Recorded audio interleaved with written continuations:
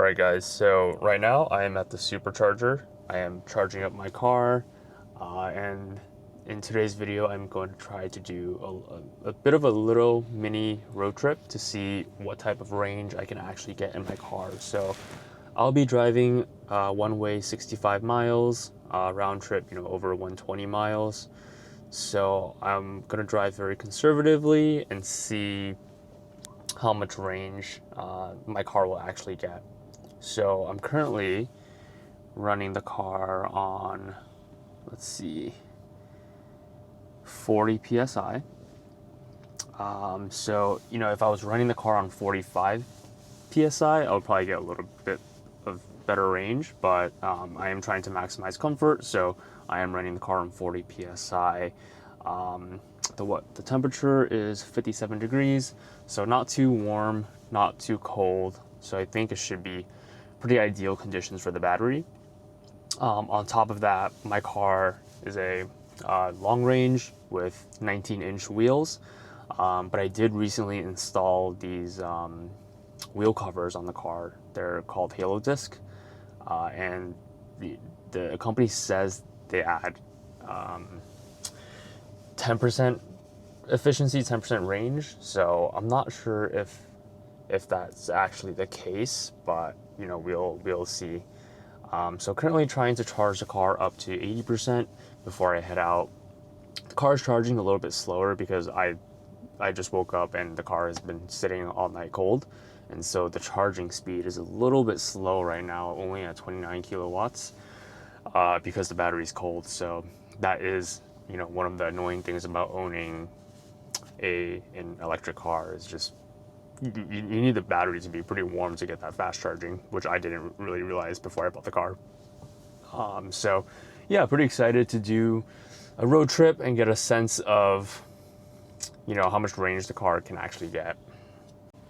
All right, so we're 78%. We're almost there. And the car is telling me that I'm going to RPM Tesla to pick up a spoiler, and it's telling me I'm going to arrive around 48%. So it's telling me to drive 65 miles, I'm going to use 30% of my battery. So let's see if that's actually accurate. That's really the point of this test. Am I actually going to use 30% of my battery? I think that roughly equates to 2 miles per every 1% of charge, which means that my car can only get 200 miles on 100% charge. So I hope that's not correct because my car is rated at 300 miles. So let's see how much range I get. Alrighty, so the road trip has officially started. Okay, now the car is telling me I'm gonna arrive at 57% now. So a little bit different from the 48% that it told me before. And I think the percentage right now is super dynamic because it's based off my maybe last 10 miles of driving, and so I think it's going to be pretty dynamic. But regardless, let's see if we can beat that 57% by driving slow, using regen braking, etc. So now, yeah, I would be really curious to see what the range would be if I was running on 45 psi, but with these wheel covers, they're a little bit difficult to take off, so I'm probably not going to take them off just to do a test at 45 psi. And honestly, even at 39 psi, the ride quality isn't the best, but that's kind of okay. I knew what I was getting into when I bought this Tesla. I knew that they're not the best at suspension, ride quality, whatever. But honestly, it's not too bad thus far. So, yeah.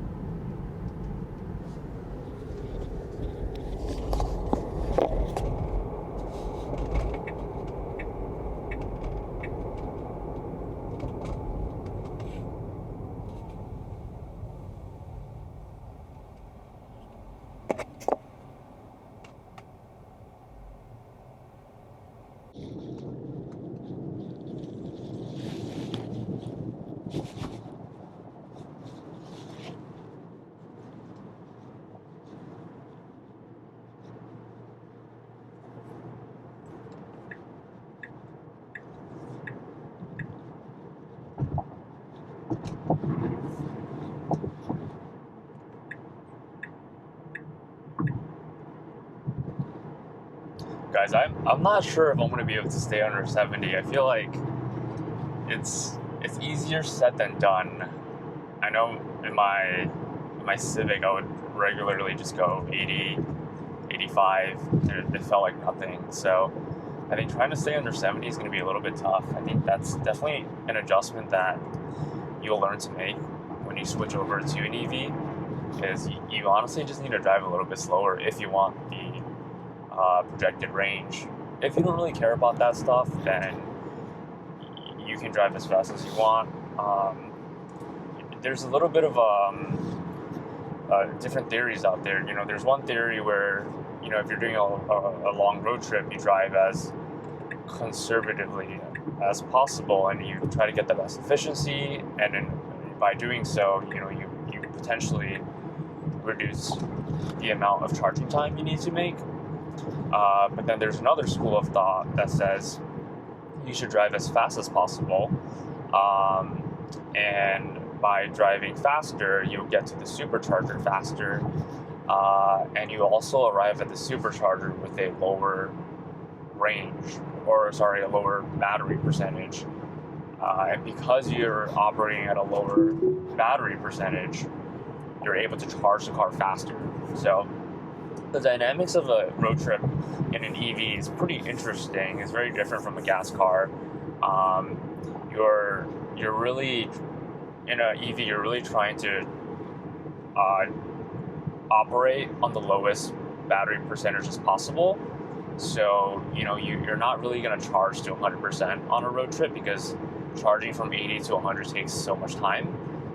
Instead, what you'll do is you'll run the battery down to 10%, charge it up to 40%, keep going, run it back down to 10%, charge it back up to maybe 60%. Because by doing that, you're going to be a lot faster than if you were to try to charge it to 100% every time. So it's just an interesting way to approach a road trip. You know, obviously in a gas car, you just fill it up to 100%. You don't really think about it. But that's one thing that I thought was pretty interesting about driving an EV.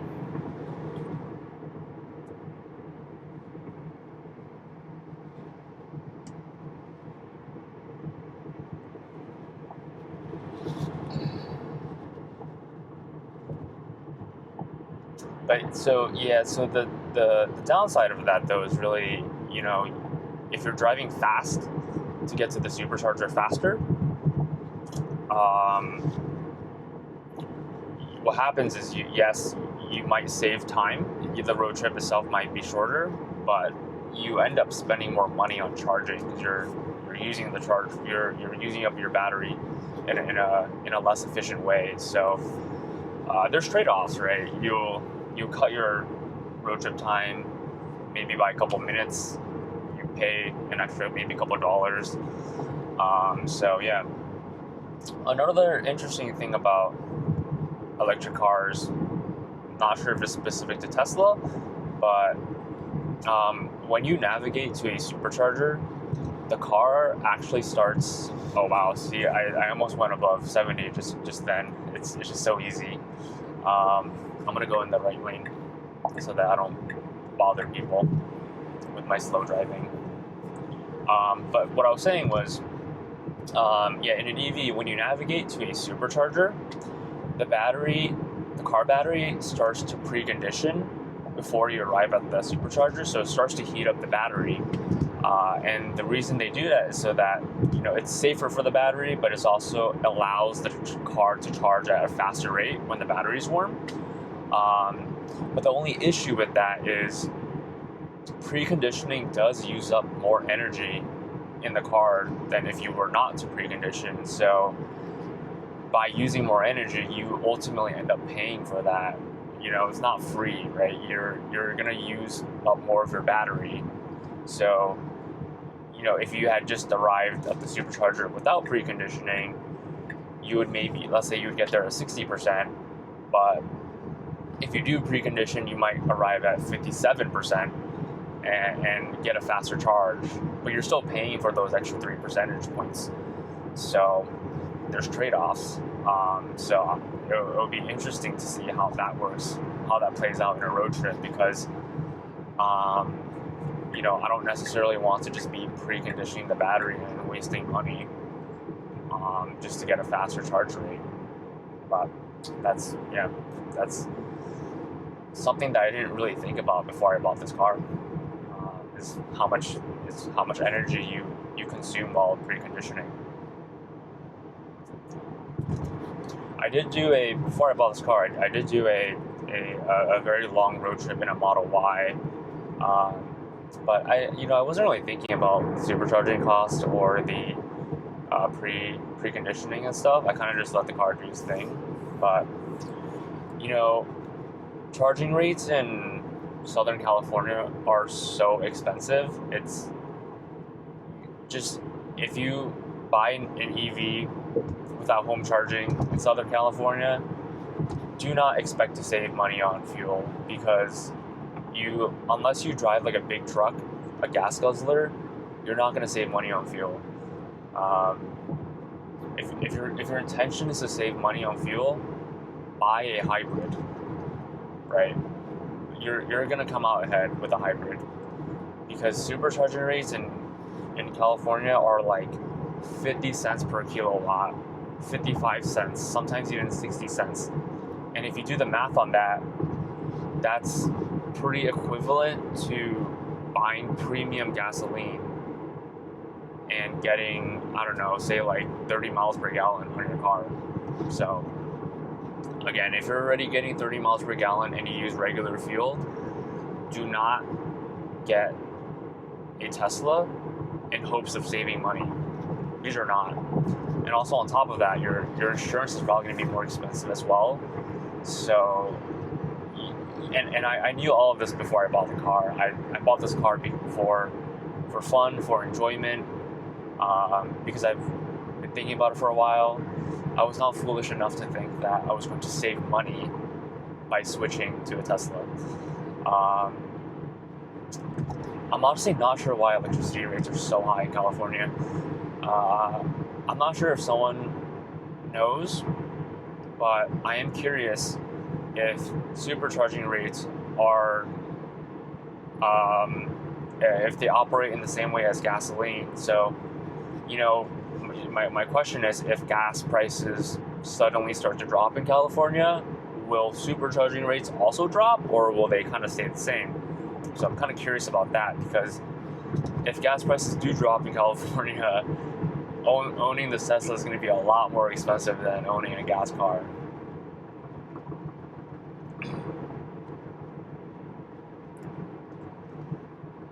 But there's trade-offs. There's a lot of things I like about having this EV, having this Tesla. So I don't regret my decision. I do wish I had at-home charging, but it's fine. It's not that big of a deal, at least for now. I may have mentioned in another video, but I do get free supercharging until February, so fuel costs aren't really an issue for me. And at least in my current job, I do get free charging at work, so it's a total non-issue for me. But if I do ever change jobs, it will be an issue. I'm gonna need to start hunting down for charging. It'll be a little bit annoying, but that is a later problem for me to think about, not right now. All right, so let's check on the efficiency. Okay, so my current drive, I've driven 11 miles so far. I'm getting 233 watt hours per mile. That's pretty decent. I want to get under 200. That's my goal. But 233 is not bad. I'll do the math later on, but I am kind of curious how that translates compared to a gas car, 233. And I ultimately want to see what that means for my total range. If I'm driving at 233 watt hours per mile, how much range would I actually get on a 100% charge? That's ultimately the question. But so far so good. I don't think I've gone over 70 yet. I've been doing pretty well cruising under 70. And yeah, I have to say this car's not that quiet. I don't think it's louder than my Civic, but you're definitely not getting a luxury car with this Model 3 because it is pretty loud. But it does become a non-issue once you turn the music on, whatever. Yeah, I'm gonna set my cruise control on because I feel like I'm like getting close to going over 70. So I'm just gonna set the cruise control on and let it do its thing. My car does have full self-driving. I have the 3-month trial, but I don't really use it. I don't trust it. Yeah. Alright, we're coming up close to this van, so I'm gonna let some regen take over. Regen brake a little bit, slow down.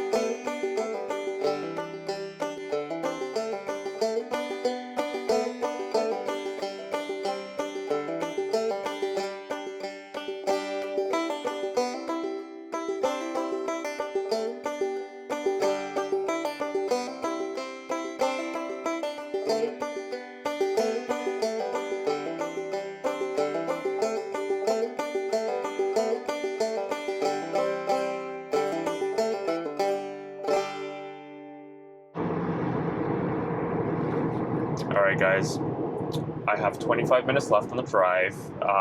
Tesla is still saying that I'm going to arrive at 57%, so hasn't changed. My current percentage is at 68%, and my watt hours per mile is 205, so doing a pretty good job. Honestly, this drive is like pretty boring because I'm going like pretty slow, but I'm not going outrageously slow. I'm still going around 65 miles an hour. I'm going the speed limit, and I'm getting 205. The goal is to get under 200, so let's see if we can do that. Maybe I'll bring my speed down to 60. But it's pretty difficult to drive like around 60 because there's just like cars behind you, and I don't want to slow down traffic or get rear-ended or whatever. So I'm trying to be in the slower lane and go 60, but I've been going 65.